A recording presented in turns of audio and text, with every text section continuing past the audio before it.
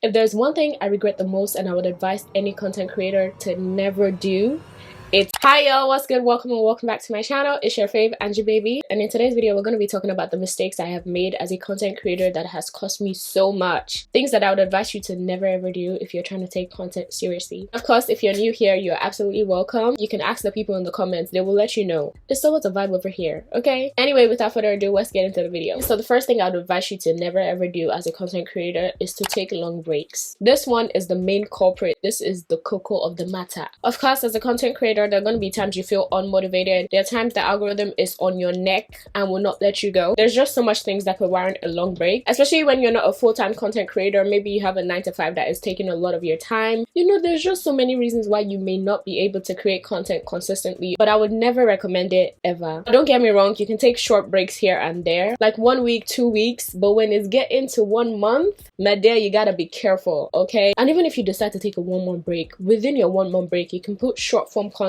like on your YouTube channel. You can do a quick talking video. Like, it doesn't have to be anything crazy. Just don't start taking 1 month off because it's gonna bite you in the behind. It took me years to get monetized on YouTube and I lost all of that because I didn't post for 6 months. Now I'm trying to get my 4,000 watch hours again just so I can get remonetized. It's not something I would recommend to my least hated enemy. Maybe to my worst enemy though.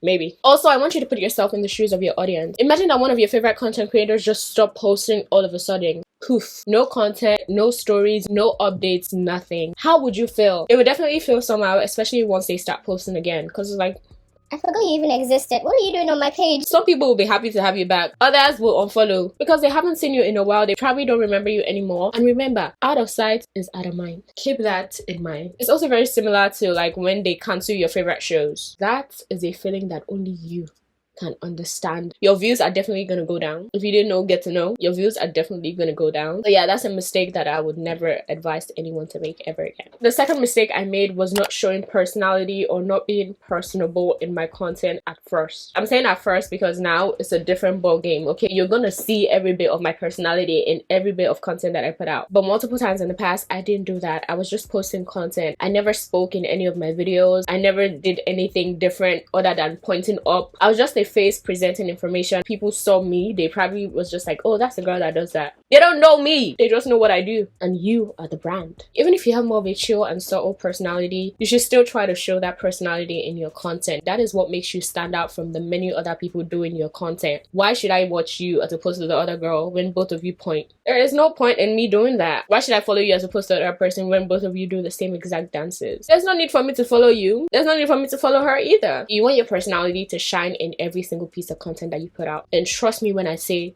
talk more. Right now, I'm talking to the camera, a non-living thing, and see how much I'm just yapping and yapping and yapping. Understand that once the content comes out, even if you only get 1 view, there's actually a person with feelings, with a mind on the other side of that view. So yes, definitely talk more. You don't have to talk in every single piece of content that you put out, but about like 50 or 40% of your content, if not more, should be you talking. Open your mouth and talk.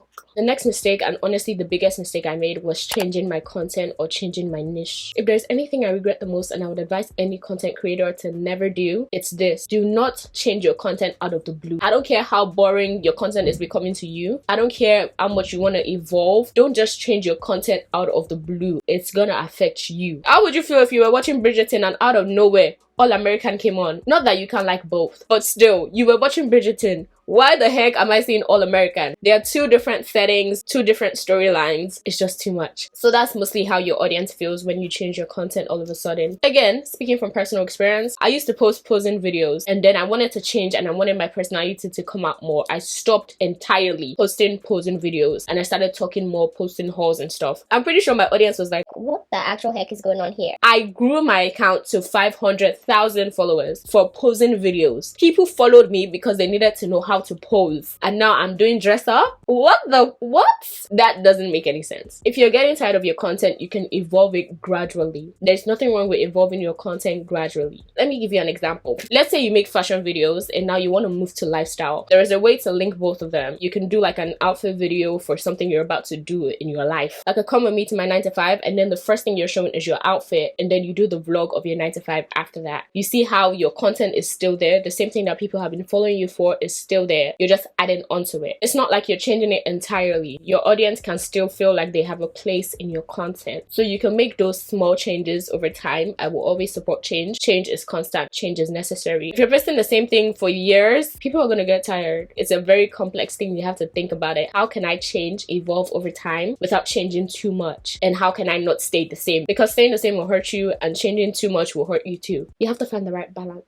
Okay, now in hindsight, it's like, why the heck did I even do that? It doesn't make sense. I feel like as content creators, we most of the time think of ourselves. We don't actually think of the audience. And you have to think of both, okay? You can't be doing something you hate while you're doing something that your audience likes. But you also have to think about the audience. Don't just think about yourself, which is why I'm posting this video. Although I don't really like to do this type of videos, but you guys love it. And if you love it, I like it. So I'm gonna post it. Now, drawing from my last point, one other mistake I made was creating content for myself and not my audience. This is going to bring you down, all the way down. If you want to be a content creator, you cannot just be doing it for yourself. You have to create content that people enjoy, not just you. You can edit a vlog and think it's the best thing ever that you produced, and then you post the video and days later people do not even watch up to 1 minute of a 20-minute video. That is the embarrassment of days. So definitely you have to create content for the audience. Although you enjoy posting vlogs, you enjoy filming vlogs, you can't just post vlogs because your audience don't know you. Why would they watch your vlogs? Why would they watch your life when they don't know you? Like I always say, it's either you're entertaining, educating, or inspiring the audience. If you're not doing any of the above, you're not gonna grow. What type of science are you trying to form here? It's not gonna work. So you have to ensure that your content is for the audience. Not entirely, like 80% of your content is for the audience, 20% is for you. And the more content you create, you can develop a very good balance between those two. You have to help the audience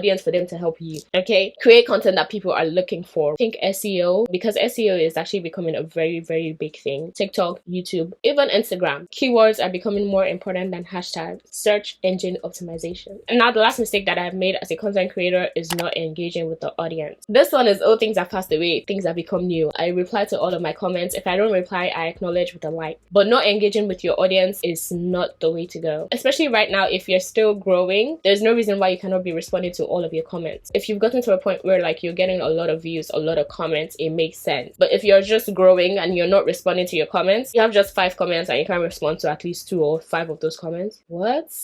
You need to understand that you're not entitled to an audience. They're actually supporting you. Now, I'm not saying that your audience is entitled to your success. If you create good content, you develop an audience from that, and then you'll probably reap the rewards of your efforts by creating good content. But also understand that you're not entitled to your audience's engagement. So you need to engage them so that they will keep engaging. And trust me, comments are not the only thing. Something as little as posting Instagram stories regularly is a way of engaging with your audience. That way they feel like they know you personally. I don't really know how I feel about your audience feeling like they know you personally, but believing that they have a relationship with you is most likely going to help you grow as a content creator. Just that regular interaction, the fact that your audience feels like they're there with you every single day, or you're talking to them every single day, that makes a big difference. So I would advise you to engage with your audience through stories, replying to comments, posts on YouTube, those little things where you're able to get the feedback of your audience, including creating content that they ask you for. All those things help, and not doing them can actually hurt you in the long run. Take it from me, I have lost thousands of followers now, and I'm gonna get back up.